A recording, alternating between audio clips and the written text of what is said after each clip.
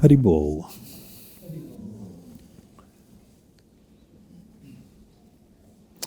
So the question, I got quite a few questions actually that came in as a result of what we spoke about last week.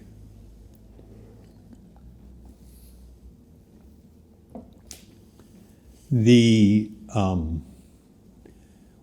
question that I will address today, it arose from part of what I had read, a series of other questions that I was addressing last week. And the first one was, why, if God exists and he is meant to be benevolent, why does a benevolent God allow evil or apparent injustice to exist? And the question now that we're going to address, which came out of that, is, well, why is it then that bad things happen to good people? But if we just step back a little bit, there's a couple of the other questions that we addressed last week, and one which we will also deal with next week, ties into the idea of free will and freedom to choose, even the freedom to choose that which is not in our best interest, that which is potentially bad for us. In relation to the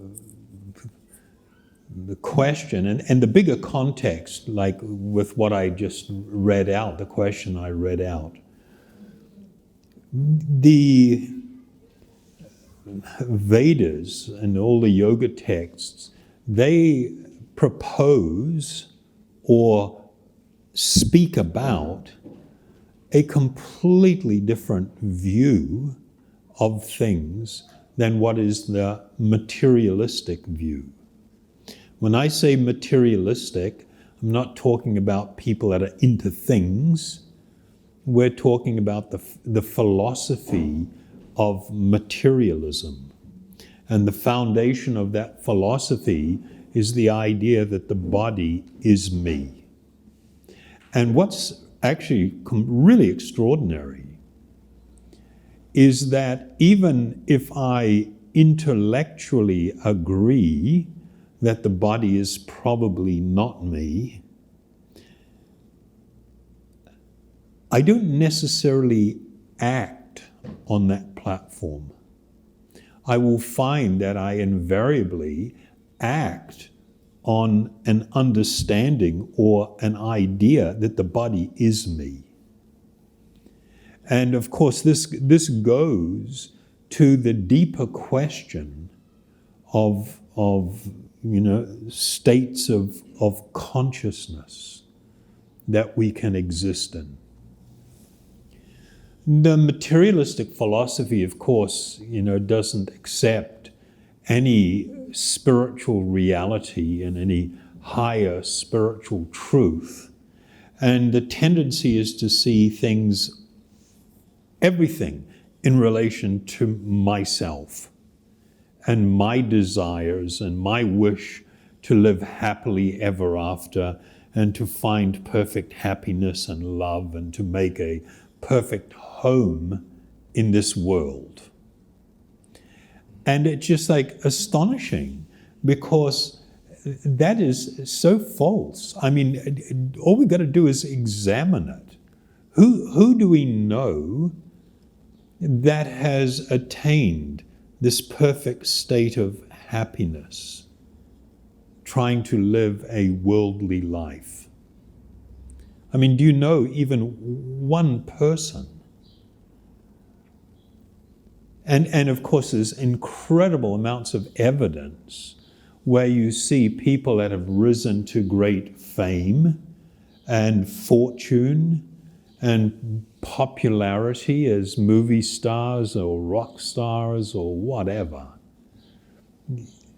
and who are incredibly depressed. They go through periods of their life where they may even become suicidal and ask the question, so, what the hell is this all for and about? And in spite of that reality and our own personal experiences, we tend to cling to this idea.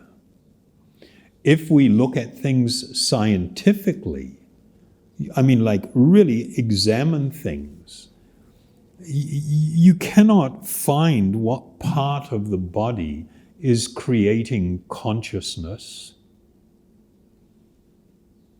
the sense of the self. Just people claim without evidence that it's created by the brain, and that's just completely not true. There's so much evidence to the contrary. So we have this tendency to really want to completely believe in that which is familiar to us and accept it as the only truth. But if you really look at it, what you are hoping for and believing in becomes utterly undermined, completely undermined. And you will come to this conclusion, if you follow the scientific method, that, I just don't know. I don't know what's out there. I don't even know the truth about things. I can acquire vast amounts of knowledge about the nature of the world, but that just doesn't tell me anything. It doesn't fulfill me. It doesn't bring me to a point of great happiness. The foundation, of course, of spiritual teaching is that we are spiritual in nature. And that idea alone sets us in tremendous conflict with our current life and the way that we're living. If I am spiritual and not material, then what the hell is all this about? And what is it that I'm doing? What am I chasing after? Thinking that if I just get that promotion, if I just get that recognition, if I was just beautiful enough, I just need another half kilo of plastic inserted into my body and my life will become perfect. It's just what the hell are you thinking? I did this obsession in recent years with people's buttocks. What the hell is that about? Just from an objective point of view, why do you think a big fat ass is going to make you perfect and happy and fundamentally deeply attractive? What the hell is that about? People are injecting cement into their bum. It's just like crazy land. And everybody is sort of obsessing with all these different ideas. But if I accept that I'm an eternal spiritual being, the more I connect to that, the more out of place I am going to feel with conventional material life. I'm sorry, but that is fact. That is a fact. All these great spiritual teachings present an understanding that as an eternal spiritual being, you can occupy a body and be covered by a subtle material body made up of the mind, the intelligence, and the false ego, and live a life absolutely and completely absorbed in that which is external. And of course, it's like, well, if I'm an eternal spiritual being, it means I actually don't die. I can't die. I'm eternal and I'm spiritual. It's only the body that dies. I just move on to the next show. It's like going out from one movie house and then going into the next movie, and let's get absorbed in that one. And when that one's over, then I got a ticket for the next one, and I go into the next movie house. And, I've gone from the love story to the, high adventure thriller, to the sci-fi and to the period movie. And I'm just going from one movie house to the other, just utterly absorbed for a couple of hours in that movie. That is actually what happens in material life. You move from one body to another. It says, just as the air carries aroma, the living being is able to move from one body to another. When you are born, you come with a monumental load of baggage. This idea that this cute little baby, this little, do babies smell kind of nice? Most people think they smell really incredibly awesome, especially anybody that's been a mother and possibly a father as well. They're just such adorable little innocent thingies, people. But what we don't see is that with birth, death is also born. Your assigned death also comes with that body. The family that you are born into, the economic status that you have in your early years, your opportunity for education, the sex of the body. So many things come as a result of a previous life. And as one journeys through this life, you will begin to unpack the load, the monumental load of karmic reaction that you have brought with you into this life. And as a result of that, it doesn't matter how you are living now, the karmic load from the past doesn't go away. You must eat these fruits and taste them, whether they are sweet or bitter. You don't have a choice. These are the laws of karma. Yeah, but I don't want it. Well, stop acting karmically. Anything that you're about to experience in your life is not somebody else's fault. It's not God's fault or some other, person or entity. It's your own fault. Things happen to you as a result of previously performed activity. Now, you don't have any control over what's already happened, but what you have total control over, provided you have control of your mind and your senses, is where this life is going to go and what you are going to experience in this life.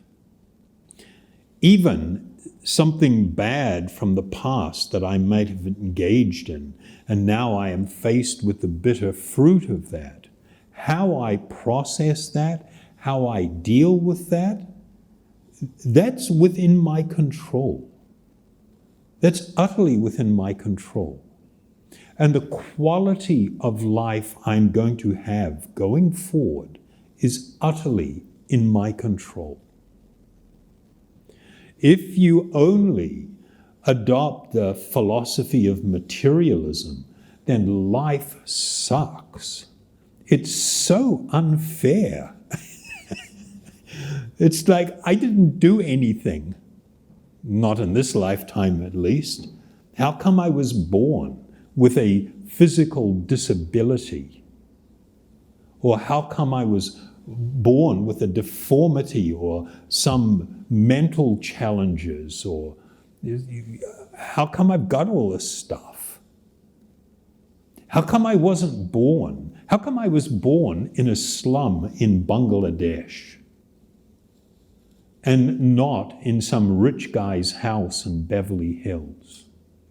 I mean, you really look at what's going on, and you will see what seems to be a massive amount of unfairness and so-called injustice. But it is all tied to the laws of karma. And you go, yeah, but I don't believe that. It's kind of like, okay, what can I do? What, you really think that believing something makes it true and not believing it doesn't make it true? That's not smart, to think it depends on what I believe. That's just the height of arrogance.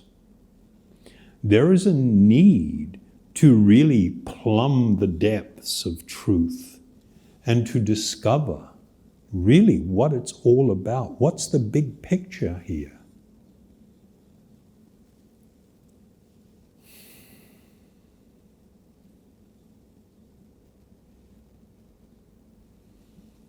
From the point of view of the great transcendentalists, they don't even accept the idea that if something tragic happens to me, that it's necessarily bad.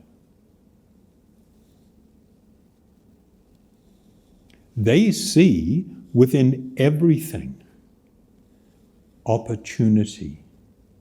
Opportunity for understanding. Opportunity for living a better life, a more purposeful life. An opportunity for compassion, for love, for things that are wonderful.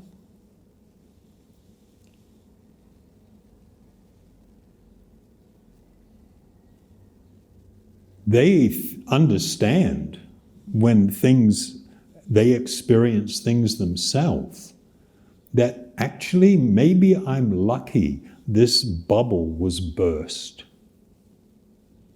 What everybody else was seeing as misfortune, I accept as great fortune, because it's a wake-up call.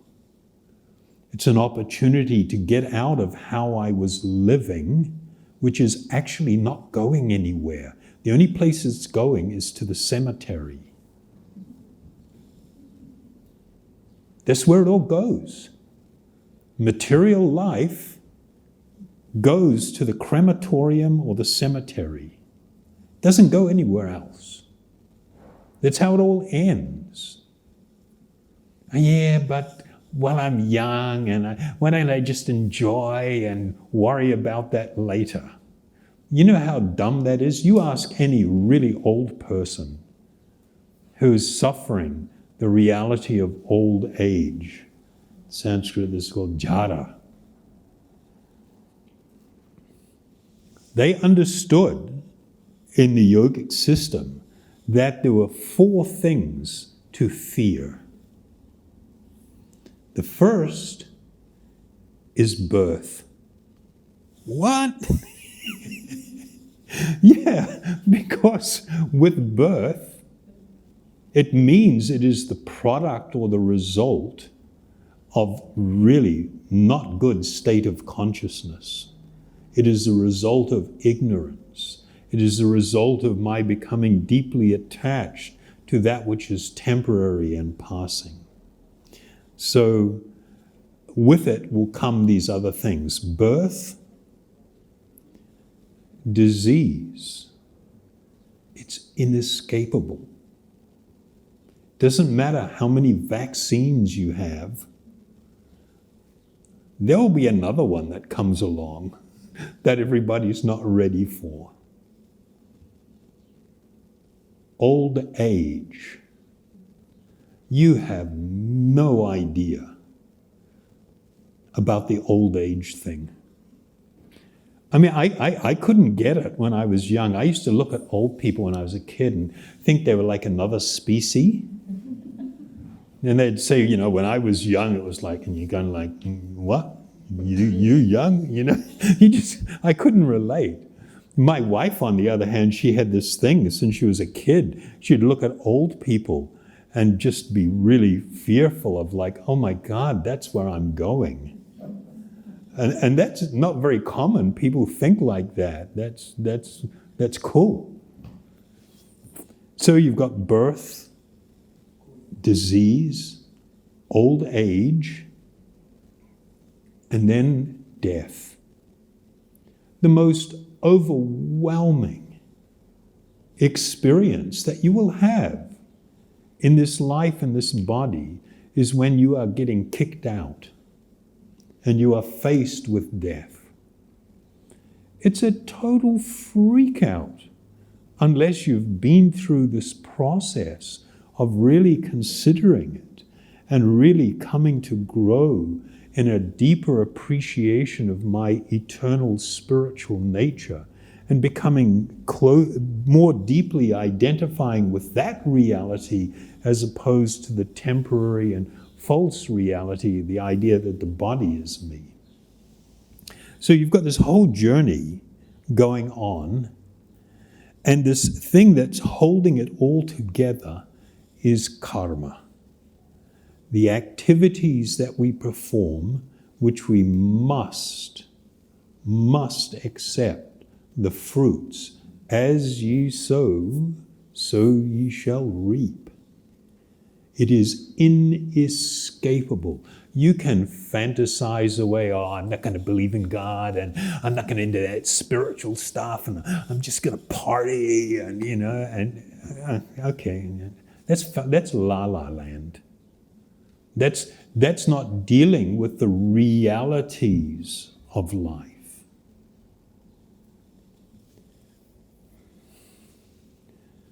To really come to appreciate why it is and how it is that somebody that may be perfectly good person can experience grave misfortune, what's perceived as grave misfortune. It's all tied into this process and this reality. People that have no understanding of any spiritual reality, who are locked into the fantasy that the body is me, that the material energy is the only energy that exists, they have a big struggle with this. They have a big struggle with this. And if people are very materialistic and perhaps exposed to religion, then they're going to get really upset with the idea, how could God let this happen to me if he was so just and benevolent? I'm not going to believe in him. Oh yeah, that's really going to help you. That's going to bring you to an enlightened state. I'm not going to believe it. You know, that's just silly. There is a real need to look at things with clarity.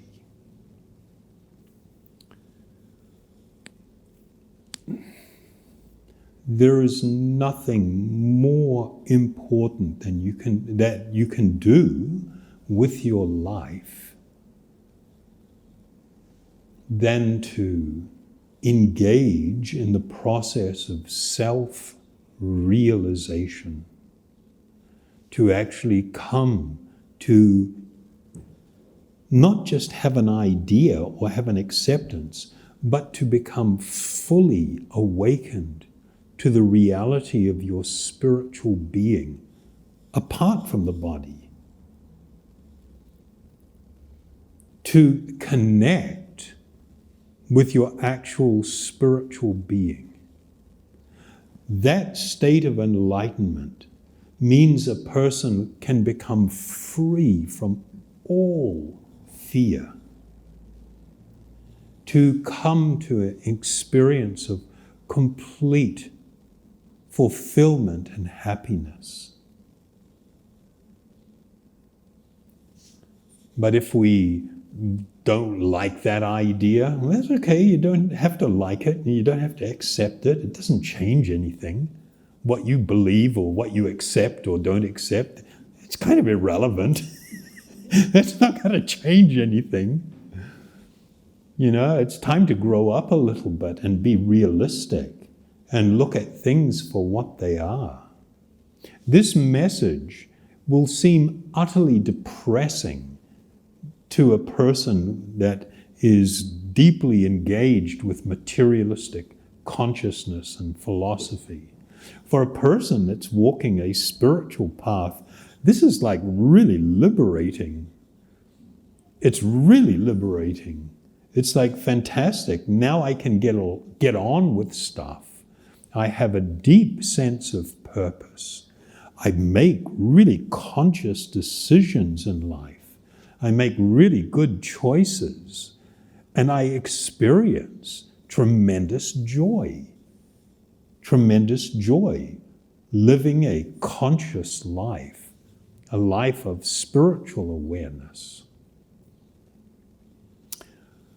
So that's about all I got.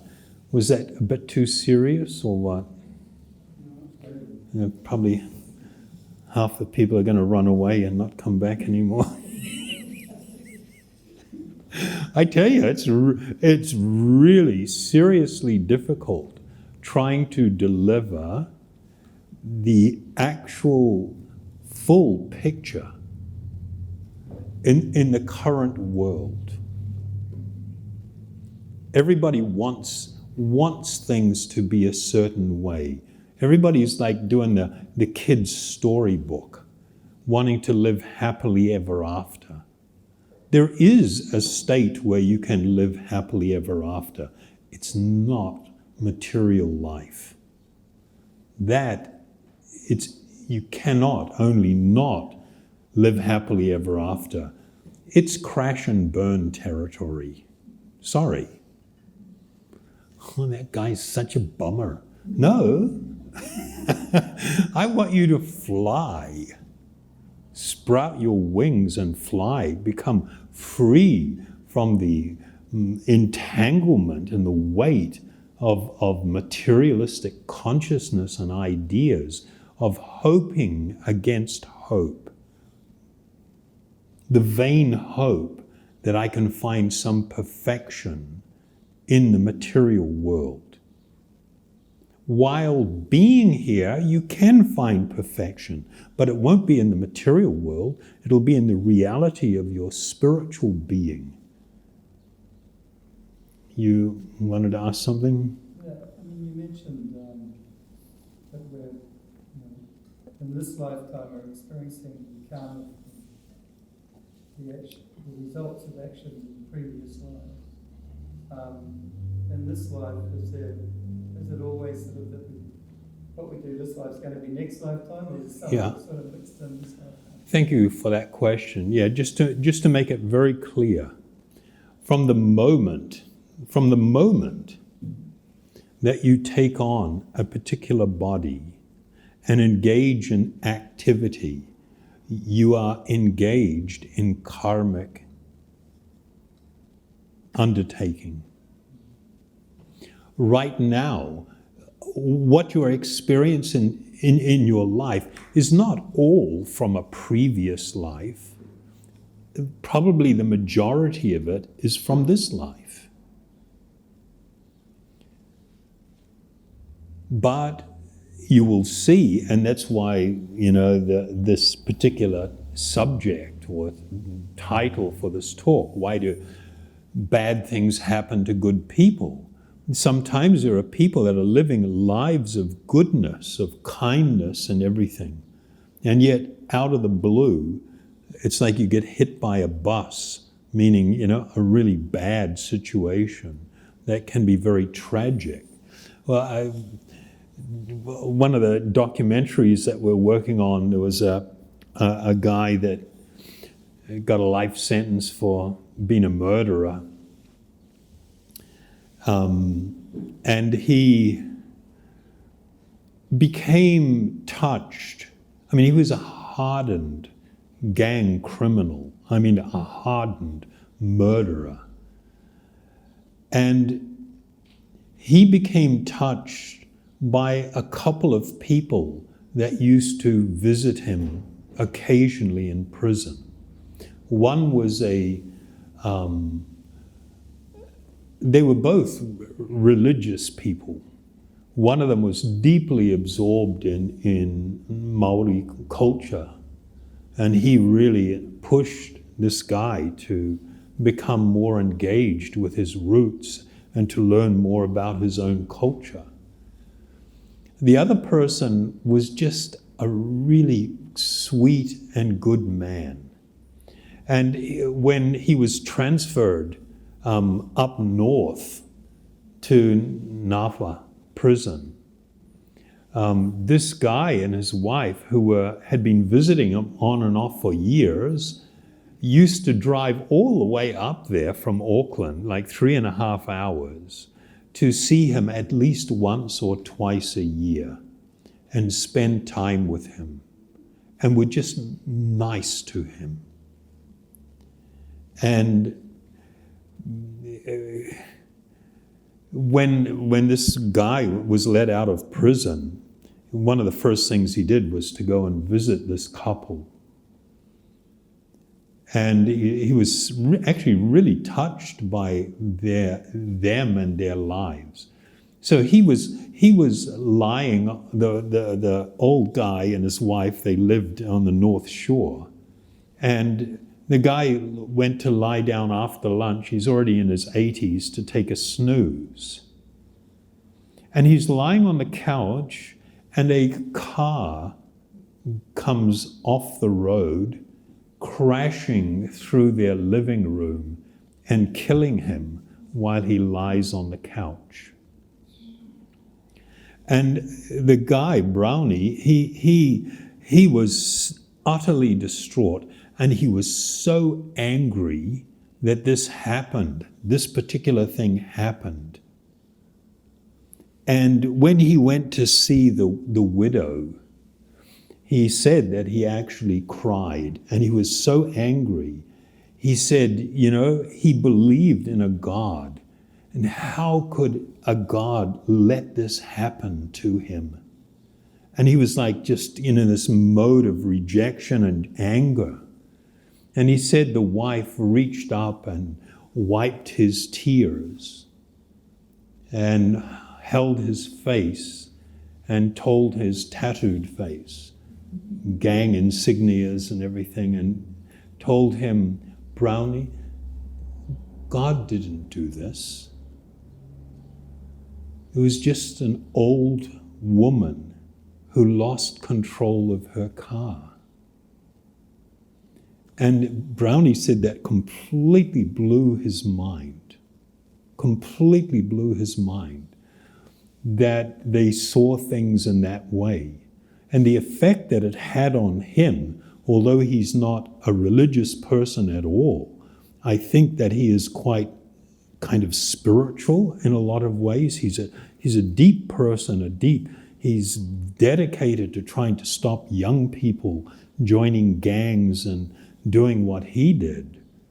And it had a profound effect on him to hear those words, and it really altered his perception and the way he saw things. And so this is just simply the reality of the world in which we live, the reality of the material world. You can be so good and so pious, and something completely crappy can happen to you. we understand that is tied into past karmic things. And that is about all I got to say. Anybody else have a question? Yes, in the Bhagavad Gita, they say if you read with sincerity Bhagavad Gita, all your sins going to be like answered or what? What do you think about it?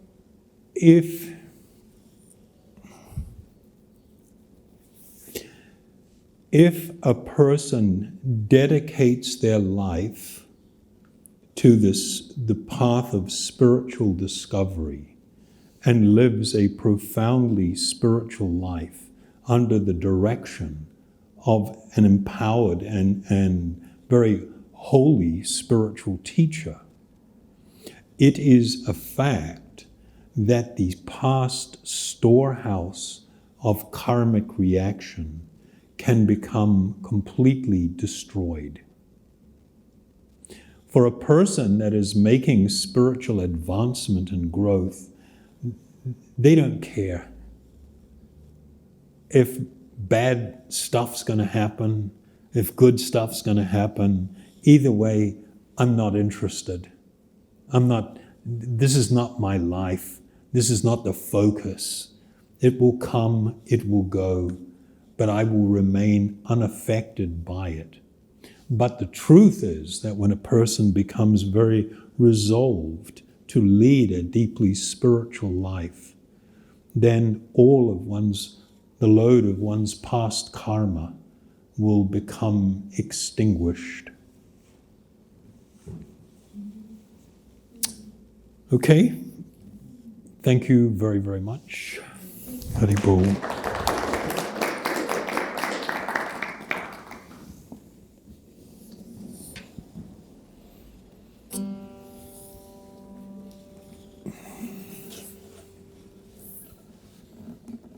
And of course, this is the means by which we grow spiritually. This is the nutrition, the spiritual nutrition that we need. The more a person is able to become absorbed in this process of meditation upon spiritual sound,